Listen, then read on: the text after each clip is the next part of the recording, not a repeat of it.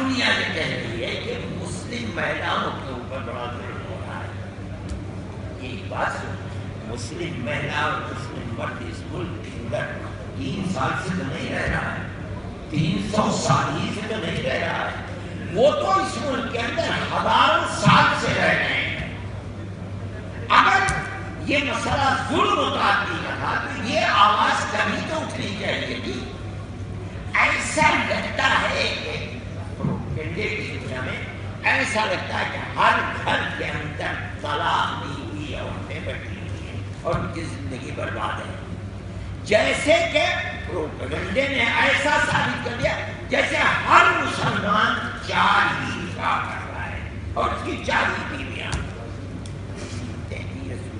غلط ہے. یہ ہمارا ایک مذہبی مسئلہ ہے, ہمیں آزادی ملنی چاہیے. آج تک 1300 سال تک آزادی تھی, کوئی مسئلہ نہیں تھا. آج تو دوسری بات یہ ہے اگر کورٹ کو اس سلسلے میں کوئی اعتراض ہے تو بجائے اس کے کہ کورٹ ہمارے مذہب میں دخل اندازی کرے, وہ اس مسئلے کو علماء کے سامنے ایک مرتبہ موقع دیں. آپ اس مسئلے, ہمیں یہ اعتراض ہے, یہ اعتراض ہے, یہ اعتراض ہے, آپ اس کا مذہبی نقطۂ نظر سے کوئی حل نکالو. نکال دیتے ہو ہمارے سامنے پیش کرو. اگر ہمیں اس پر کوئی اعتراض ہوگا ہم پھر اس کو پیش کریں گے. بجائے اس کے کہ مذہب کے اندر کورٹ مداخلت کرے, کورٹ یہ کہے کہ تم اس مسئلے کے اندر یہ نزاکتیں انہیں ختم کرو. اور ہم بیٹھیں گے, آپ کو اعتراض کیا ہے؟ اگر ہم نہیں پیش کر سکیں گے, مسئلے کا حل نہیں نکال پائیں گے, کورٹ کو اختیار ہے وہ پھر اس کے بعد کر دے. لیکن اب کی صورتحال تو ایسا لگتا ہے جیسے کورٹ تیار بیٹھا ہوا ہے, مجھے 2 دن کے اندر فیصلہ کرنا ہے اور اس مسئلے کے اندر دخل دینا ہے.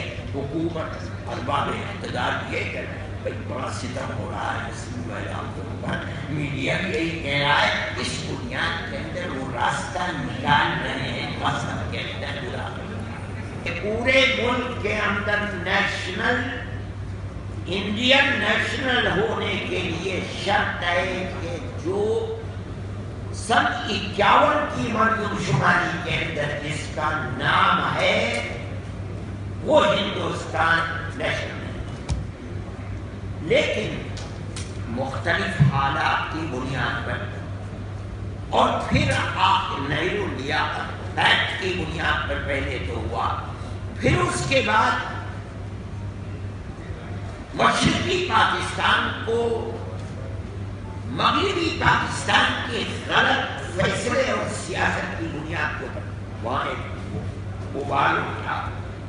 اس ابال کے اندر ہندوستان کی طاقت بھی ان کے ساتھ ساتھ ملک کے اندر بڑا اہم مسئلہ ہے جس کو میں بہت بڑی بنیاد سمجھتا ہوں. اور آج یہاں کے لوگ اس سلسلے کے اندر نہیں جانتے معاملات, وہ آسام ہے جو ایک ملک کے کنارے کے اوپر ہے, وہاں کی زبان بھی مختلف ہے.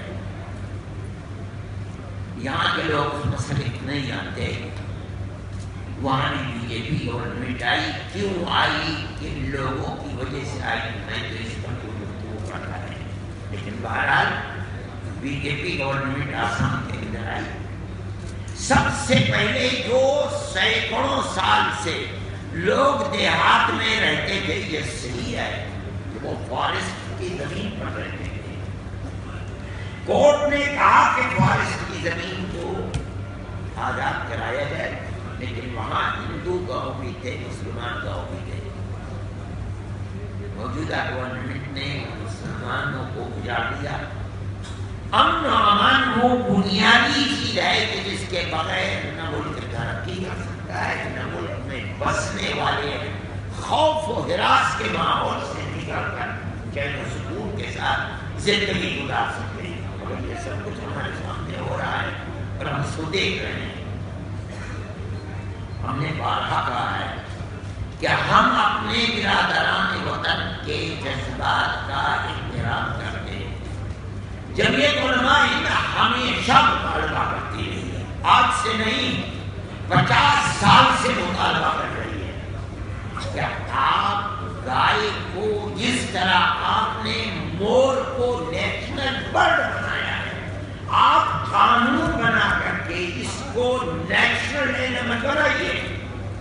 ساتھ ہے.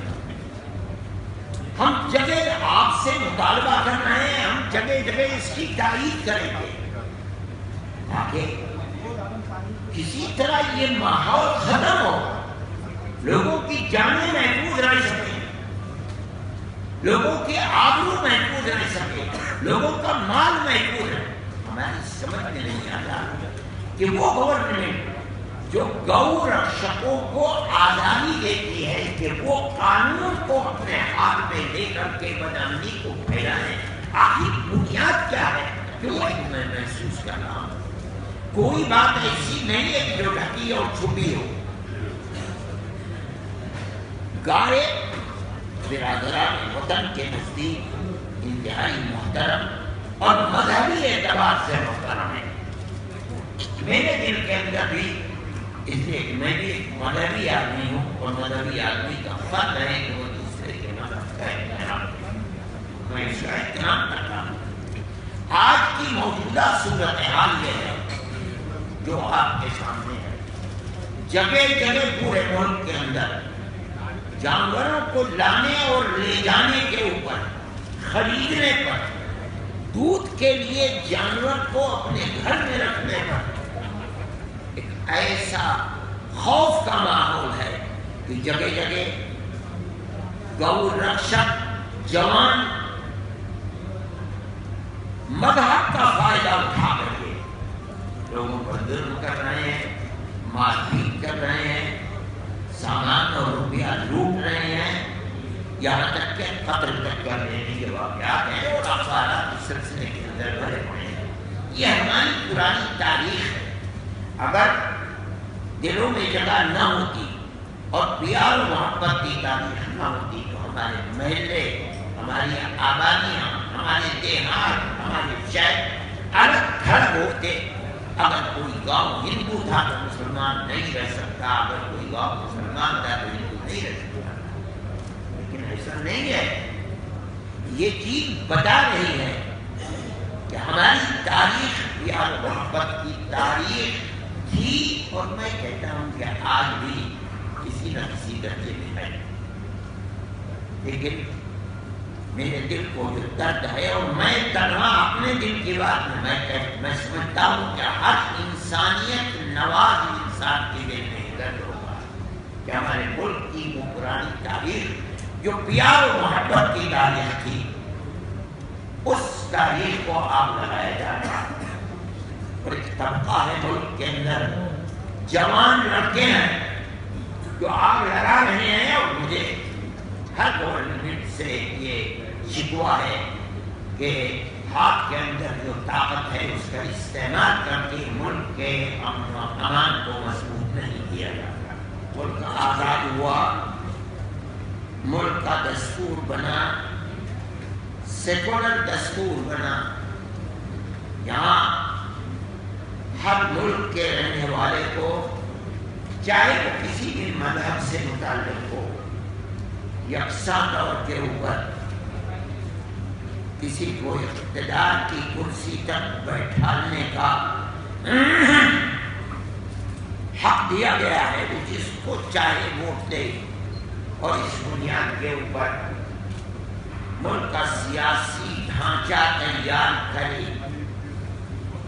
یہ ملک کے آزادی کے بعد برابر ہوتا رہا.